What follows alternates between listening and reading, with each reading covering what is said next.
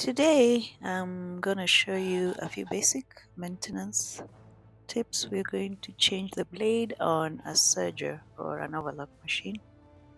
And how I knew that it was time to change it was because it wasn't cutting the fabric like it's supposed to. It was leaving many raw edges. And when I looked at it, it was really blunt and scratched, as you can see. So I went ahead. Do you see that? It's all scratched and blunt.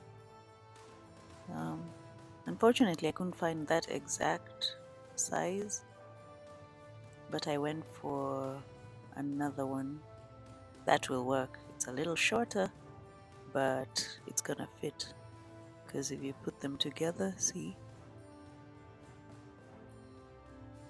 they work. So it's definitely going to work. Now that you've already safely removed the old blade, it's time to install the new one.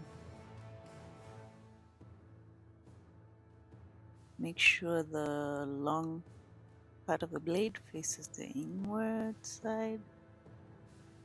Place the screw properly.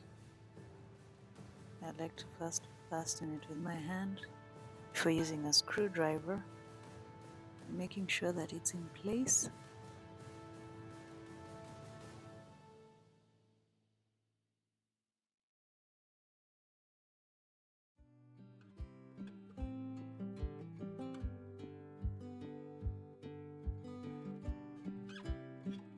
Then finally tighten it so it stays in place. Make sure when it touches the other blade, it doesn't go over. Now it's time to test. Let's see if it works. Oh, yes, it does.